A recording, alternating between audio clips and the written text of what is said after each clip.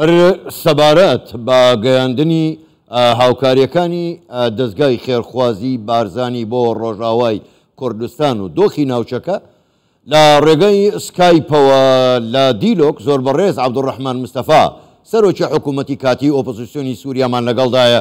بەڕێز عەبدوڕەحمان شەوتان باش، گەلێک سپاس بۆ بەشداریکردنتان لەگەڵمان لەم گەشتەی ئاژووری هەواڵی کوردستان 24.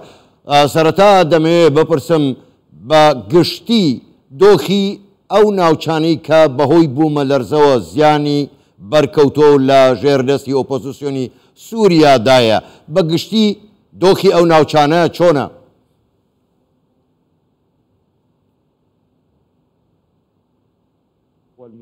ها بۆ بینەرەکانتان و هەروە خەڵکی کوردستانیش لە هەرێمی کوردستانی عێراق لە ڕۆژی یەکەمی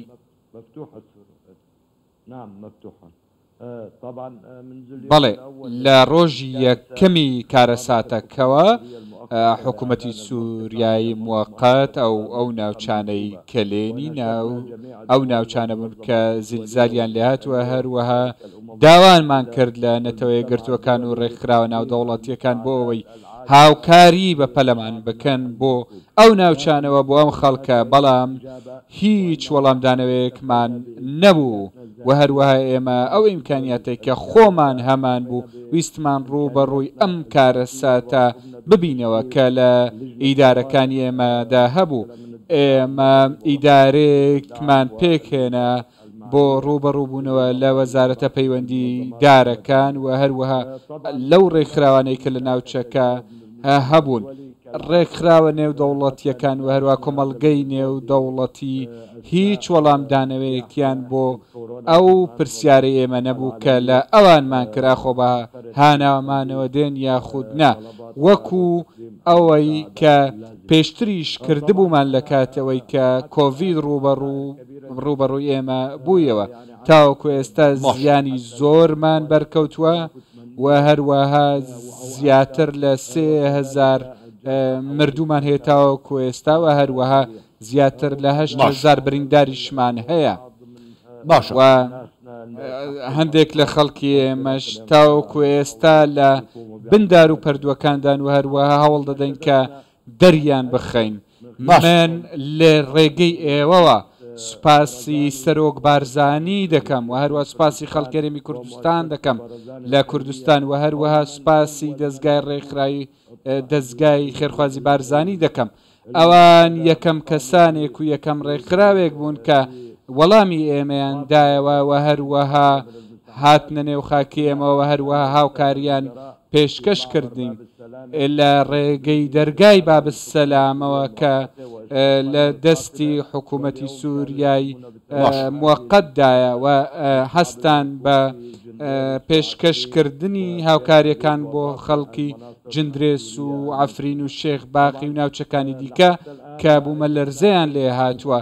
تاوەکو ئێستا لەلایەن نەتەوەی گەشتەکان هیچ هاوکاریەکمان نەکراوە. باشە بەڕێز مستەفا، هەنجەتی ئەوە دەگرن کەوە دەرگاکان داخراون و دەرگاکان کراوان و دلیلیش لەسەر ئەوەیە کە حکوومەت یاریێمی کوردستان لە بە ئاسانی هاتنە نێو خاکی ئێمەوە هاوکاریان کردی.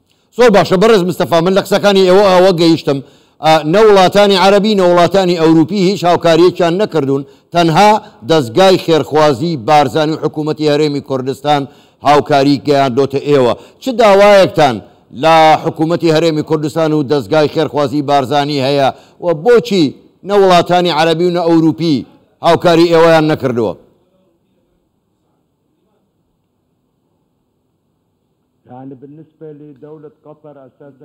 بە تایبەت دەربارەی قەتەر ئەمان پێشتر لێرە بوون و ئەویان کرد کە پێویست بوو ئەوان پێشتر لێرە بوون و هەروەها مەملەکەتی عەرەبی سعودیە دوو تیارەیان هاوکاریان گەیاند لە ڕێگەی مابەری حەمامەوە لە عەفرین، بەڵام بەداخەوە جارێکی دیکە دەیڵێمەوە وڵاتانی کە لێرە نەبوون وەکو وڵاتانی ئەوڕۆپی و وڵاتەکانی دیکە هیچ هاوکاریەکیان نەکرد، هەرچەندە کە هاوکاریەکان دەدەن بە وڵاتی تورکیای جیرانمان و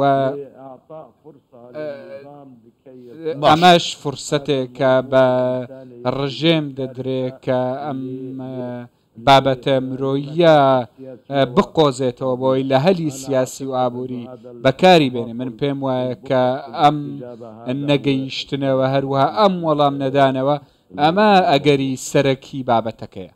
باش بەڕێز مستەفا بۆ خۆ دەزانی گەلێک لە خەڵکی سووریا ئێستا لە تورکیا پەنابەرن. بە پێی زانیاریەکانی ئێوە هیچ کەسێکی سووری لەوێ لەم بوومە لەرزەیە لە تورکیادا تێدا چووە ینی کۆچی دوایی کردووە هەوڵەدەن ئەگەر واهیە بە چ شێوازێک تەرمەکانیان بگەڕێنەوە؟